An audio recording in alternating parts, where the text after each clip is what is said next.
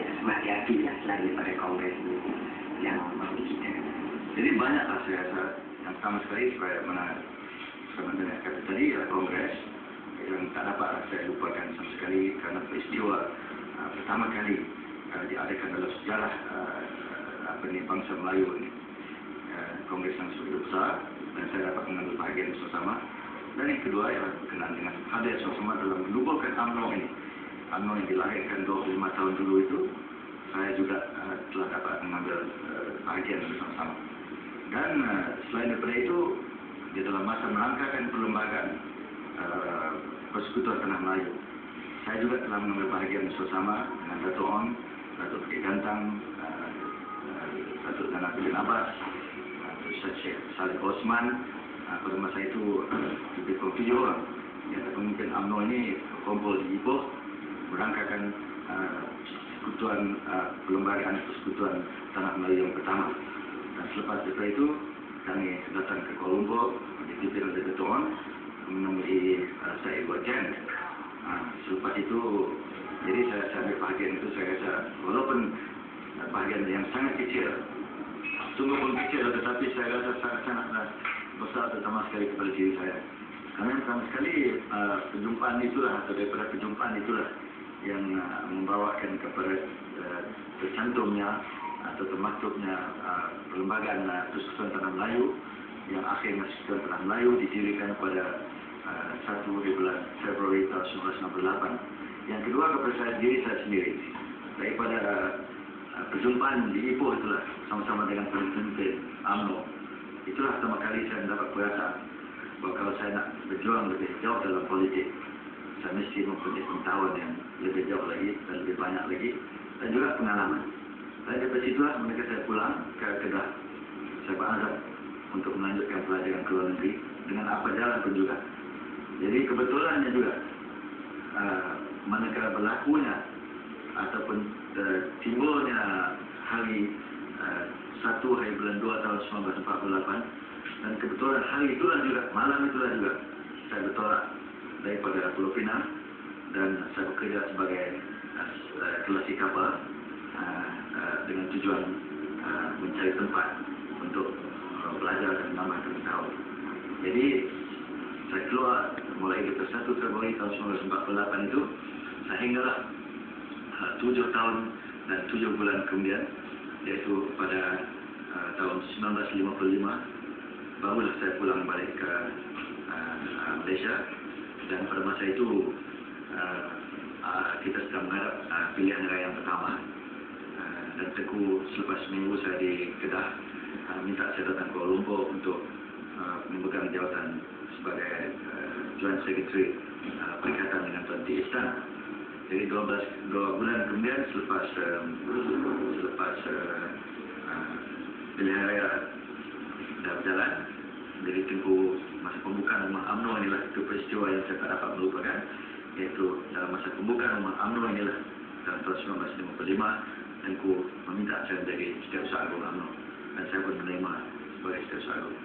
Jadi sebagai Setiausaha Agung UMNO tentulah banyak juga peristiwa yang dapat saya terangkan di sini, karena yang pertama sekali dalam masa itulah juga persediaan untuk mencapai kemerdekaan dibuat daripada tahun 1955 dan tahun 1956 kita mengadakan satu perayaan yang besar di Melaka dan saya mengarahkan perlumbaan besar di Melaka itu dan kita dapat mengadakan satu pengisytiharan tarikh kemerdekaan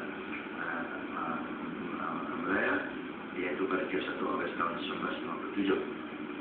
Kemudian tentulah pada malam 57, pada malam Ogos 30 tahun 1957 itu lagi satu peristiwa yang besar, karena pada masa itu kita membuat rancangan untuk menurunkan bendera Union Jack itu pada pukul 12 tengah malam dan menaikkan bendera Federation. Lepas daripada itu saya ingat lagi peristiwa ini, kejadian ini kita ambil berdasarkan kepada apa yang dibuat di Ghana beberapa tahun kemudian.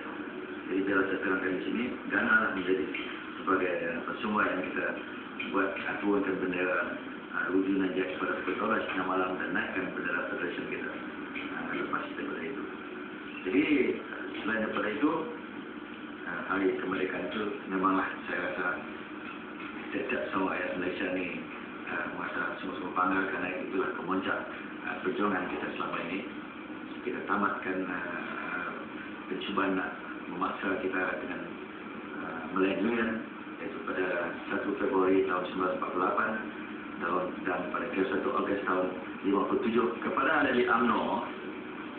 Peristiwa malam 30 Ogos itulah merupakan peristiwa yang sangat-sangat besar, kerana yang pertama sekali peristiwa itu adalah dianjurkan oleh UMNO dan Perikatan. Saya masih ingat pada malam itu, kerana saya bertanggungjawab sebagai Sekretariat Agung UMNO membuat rancangan-rancangan pada malam itu. Apa yang saya bimbangkan sekali pada malam itu ialah kalaulah berlaku satu-satu hal, kerana kita masih lagi belum percaya kepada tujuan Inggeris ini, kerana kita tahu pihak Inggeris sentiasa mencari excuse, mencari sebab kadang-kadang untuk melambatkan kemerdekaan. Jadi pada malam itu, di antara orang yang sibuk-sibuk nak mengadakan perayaan, jadi saya yang paling bimbang sekali untuk menjaga keselamatan supaya jangan berlaku sedikit pun kekacauan atau sebagainya yang boleh menjadi excuse ataupun sebab pihak Inggeris menangguhkan peristiwa menyelah kemerdekaan pada pagi besok. Itu juga dalam tahun 1956 masa peristiwa di Melaka itu, masa yang Mahmud Tengku, Tun Razak dan wakil-wakil UMNO dan raja-raja kembali di London membawa tarikh ke 1 Ogos. Itu juga saya rasa sangat-sangat bimbang, kerana beberapa kejadian telah berlaku. Maklumlah orang UMNO, terutama orang Melayu kita ni, dengan perasaan yang meluap-luap menunggu kedatangan Tengku dan rombongan balik dengan membawa tarikh kemerdekaan. Jadi yang tuan-tuan dan perempuan yang ada di Melaka dapat tahu lah, beratus-ratus pas yang datang daripada seluruh pelosok negara kita ini dengan perasaan yang tak dapat ditahan-tahan lagi. Jadi beberapa kejadian yang saya terpaksa selesaikan pada masa itu di Melaka, kerana nak menjaga supaya jangan terjadi pergaduhan atau kekacauan yang boleh menjadi excuse kepada pihak Inggeris. Jadi ini adalah peristiwa yang saya rasa tak dapat saya lupakan. Sesudah Melaya merdeka 4 tahun, Tengku Abdul Rahman Putra telah menyuarakan pendapat kemungkinan tanah-tanah jajahan Inggeris di rantau ini menubuhkan sebuah persekutuan dengan Melaya.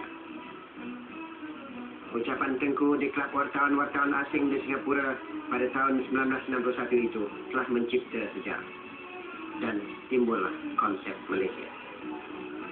Jawatan Kuasa Perunding Malaysia atau Malaysia Consultative Committee telah ditumbuhkan, mengandungi wakil-wakil dari Sabah, Brunei, Sarawak, Singapura dan Melaya. Jawatan kuasa ini telah dipengerusikan oleh Tan Sri Fuad Stephen, bekas Ketua Menteri Sabah, dan sekarang ini menjadi Pesuruhjaya Tinggi Malaysia di Australia. Beberapa perundingan telah diadakan di Kota Kinabalu, Kuching, Singapura dan Kuala Lumpur. Wakil-wakil dari ketiga-tiga buah negeri di Pulau Borneo itu telah membuat lawatan ke Melaya, memerhatikan sendiri kejayaan-kejayaan yang telah dicapai sejak Melaya mencapai kemerdekaan. Akhirnya tertubuhlah Malaysia, tetapi tidak disertai oleh kerajaan Brunei yang hingga hari ini tinggal di bawah naungan kerajaan British. Penubuhan Malaysia telah memberi kemerdekaan kepada Singapura, Sarawak dan Sabah. Malaysia terhutang budi kepada Yang Teramat Mulia Tengku Abdul Rahman dan pemimpin-pemimpin lain yang telah berjaya menyatukan negara-negara yang belum merdeka itu ke dalam satu lingkungan yang lebih besar dan lebih makmur lagi. Kejayaan Malaysia adalah satu lagi kejayaan perjuangan UMNO dan Parti Perikatan. Sebagaimana termaklum, Singapura telah berpisah dengan Malaysia pada akhir tahun 1965.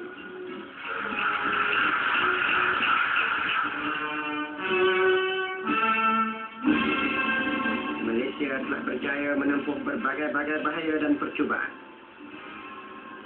Konfrontasi Indonesia adalah suatu percubaan yang membimbangkan.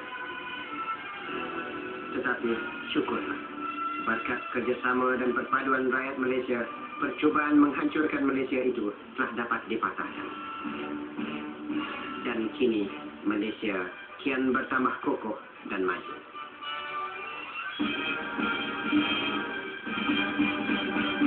Mengenang sejarah, saya telah mengemukakan beberapa soalan